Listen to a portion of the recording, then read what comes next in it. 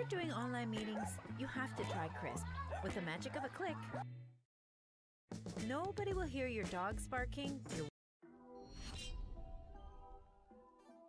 At a time when players like Ninja and Myth were thought to be the best that Fortnite had to offer, there was one exuberant prodigy grinding hard to prove that he was the greatest.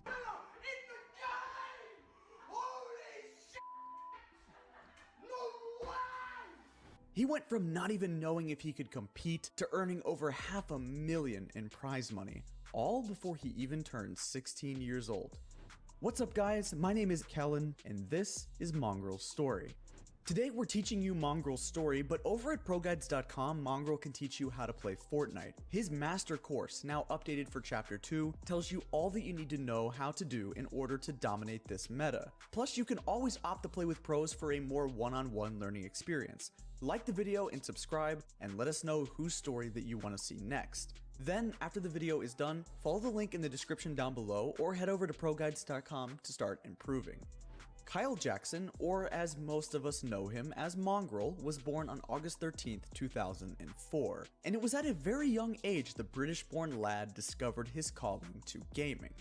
At around 8 or 9 years old, he was already hard at work, developing fundamental shooter skills in games like Halo and Call of Duty.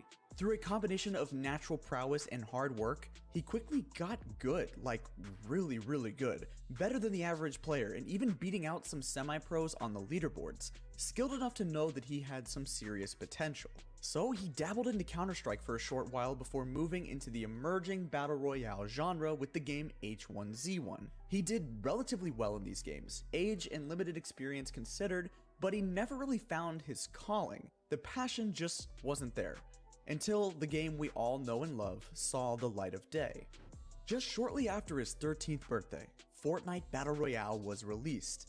Now, to him, and a lot of us out there, this game was like no other. The smooth, fluid gameplay was a fantastic experience that compelled most fans of existing BR games to go ahead and make the switch, and the skill ceiling was massive. Every single day during the game's infancy, players were getting better and better. There was so much room for improvement. And for someone with an enormous drive to get better, like Mongrel, it was a match made in heaven. We all know that Fortnite is a unique game. The game's building mechanics are so one of a kind that any sort of mastery just cannot be transferred over from other games. It has to be earned. So Mongrel grinded and grinded. He would play non-stop whenever he could. Mind you, he's a child, so school was still an obligation for him. But after coming home from dull classes, forget homework, he would hop on the game and start to play. Mongrel knew that the best way to grow his skill set the quickest was by playing competitively, so he would play in open scrim matches whenever possible, making sure to take defeat in stride. Any sort of mistakes would lead to analysis, VOD review, and theory crafting to ensure that they wouldn't happen again. And that determination paid off, because before long, Mongrel found himself winning more and more scrim games. It was when I started winning a lot of the solo snipes and squad snipes and tournaments with my current squad. It was like then that I really knew that I can definitely take this to the next level. So over the seasons I just kept playing and I got more like, I believed in myself more. Just being able to consistently win what were the most competitive games at the time was a huge confidence boost for him. Fortnite was his game. A few months into 2018, Mongrel was already rising to the top as one of the game's best players. His game style was different, much more aggressive than most players at the time, which really caught the community's eye. How to play super aggressive, just rush everyone. Never be scared to engage, just look at these guys in here, they think they're good, boom, you just got trapped. What are you going to do? I'm going to edit that, boom, like you're dead.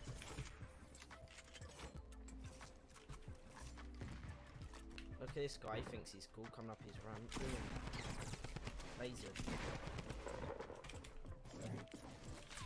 Boom, dead.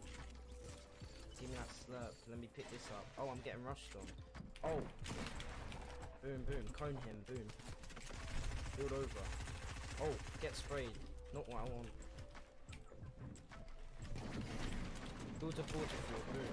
Blaze it, boom, boom, boom. Edit, boom. Dead. At this point, he started live streaming on Twitch and posting a lot of his videos jaw-dropping high-kill gameplays on YouTube. It may not seem like it, but trust me, it was top tier for the time, and that media presence helped him garner a lot of popularity. Being able to market himself as well as he did proved to be a defining move, because on April 25th, he was scouted and picked up by an esports organization, Team Secret.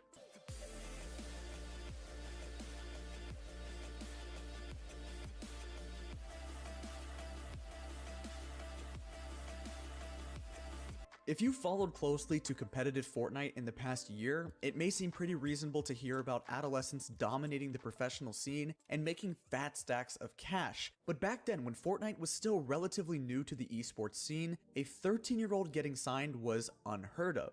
Typically, pro players in other games are usually a lot older, either in their late teens or young adulthood, so it came as an absolute shock. Even the national news picked up the story, earning him an interview with the BBC. Remarkably, all this happened when he was still only 13 years of age.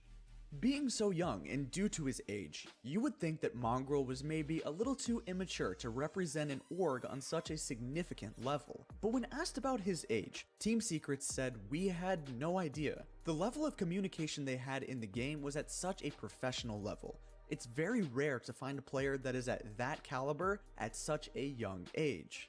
Now, playing for a professional team, Mongrel had achieved his dream. He was already earning money doing what he loves, with an opportunity to travel the world and explore new places.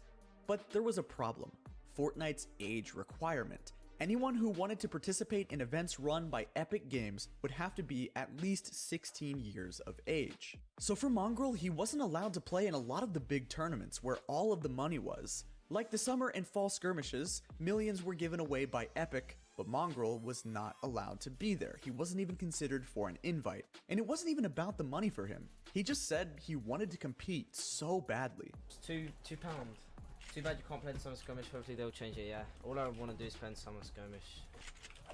I don't care if all the money would go to charity or whatever. I just want to play. So Mongrel was stuck playing more small, unsanctioned events, but with the help of his teammates, he placed consistently in every tournament that had their doors open to him. He won several, including a substantial first place victory in week 6 of Friday Fortnite. Be careful, his head is really exposed at this point, taking even more damage down to 34 health, and he's gone, and Hogman is down, and my goodness, we are going to see, and he's going to leave that match, man, as we see a great match just ended. Mongrel and Dementos are going to take the champion. A 14-year-old has just taken over this tournament and won $10,000 all the props, man, on his line. Come on, that's amazing. It's for, insane for a 14. I mean, come on, that is huge. And all the props to those guys. Yeah, all the props to them. And 10 match just ended. Mongrel and Dementos are going to take the champion. A 14-year-old has just taken over this tournament and won $10,000 all the props, man, on his line. Come on, that's amazing. It's for, insane for a 14. I mean, come on, that is huge. And all the props to those guys. yeah, all the props to them. And this is a shout out to all the young guns out there that are aspiring to be professionals here, especially in the Fortnite scene. With so many youngsters swiftly gaining prominence, Epic had to make a choice. Do we keep the age requirement where it was, or lower it so we can truly get to see the best competitive Fortnite has to offer? And in February of 2019, they made the right choice. With their rule changes, anyone 13 or older could compete and earn money in official Fortnite tournaments. Finally, everything Mongrel had worked so hard for came to fruition. With the World Cup qualifiers starting shortly, he could now show the world what he was made of. Coming into the World Cup, Mongrel made a big choice, and he swapped duo partners. He dropped his duo Dementos and paired up with the Dutch mastermind Mitro. And oh my, they immediately showed results. First place in the Lux Cup, third place in the World Cup warm-up in their first events together, and with the way they played, there was no way these two weren't qualifying for the Big Apple. The qualifiers came and they owned it. During the first duos week, Mongrel and Mitro dropped 105 points and effortlessly earned their seats for the finals. Unfortunately, the same couldn't be said for Mongrel's solo spot. He needed at least 8th place during one of the 5 solo weeks to qualify. During the first, he got 17th. In the second and third weeks, things didn't pan out and he didn't even make the leaderboard. Come the 4th week, he got a disappointing 53rd place. Maybe he was getting unlucky, or he got a tiny bit too into his own head. Because truthfully, it wasn't like him, and with 1 week left, everyone was wondering, will Mongrel qualify? Even though his previous solo adventures were rough, he managed to make it. His fans breathed a huge sigh of relief, and they were now eagerly waiting to watch him play in the finals. But before that, a completely surprising switch-up came out of nowhere. De jongen met wie ik een koppel wil vormen is... Er is een nieuwe man op weg naar de villa. Ja, jongens!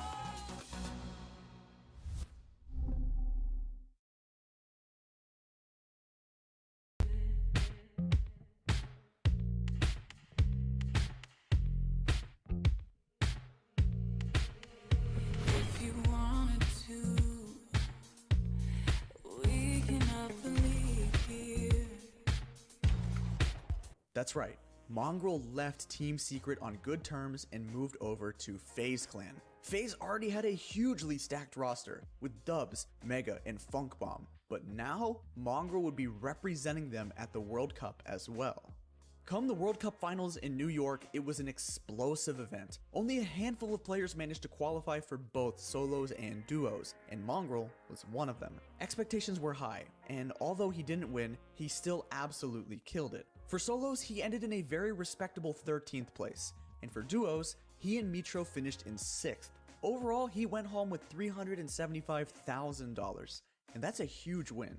After he returned home, Mongrel went right back to work. The Fortnite Champion Series Trios event was announced, so now Mitro and Mongrel needed another partner. They went with none other than Benji Fishy. The trio produced what was probably the most dominant trio we've seen in all of Season 10. These guys won week after week after week of qualifiers. It was like they were unstoppable. Pretty much everyone knew that they would win the finals. At first, they were performing as expected and topping the charts. But then, Season 10 things happened. A mech spawned right near their drop location, and they got pushed hard. Not just once either, and they couldn't really do anything about it. No teams really could. Fighting these mechs was next to impossible with their massive health pool and ridiculous disruption abilities. So in the end, our trio finished 10th place out of 32 teams, which, all things considered, wasn't too bad. But Mongrel hated the results of this tournament final. Lucky for him, Chapter 2 in the next season of the FNCS would be a lot more straightforward. This time, it was squads, so a bit of restructuring needed to happen.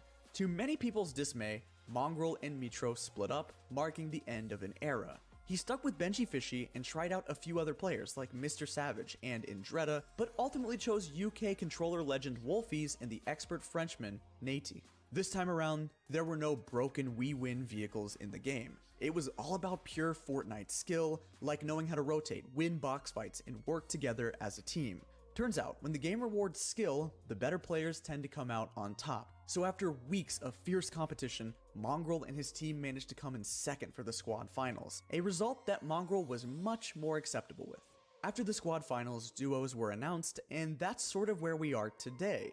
Many were wondering if Mongrel was going to team up with Mitro again, since they didn't exactly separate on harsh terms, and their past performances have been stellar, but because of more recent showings, Mongrel chose Benji as his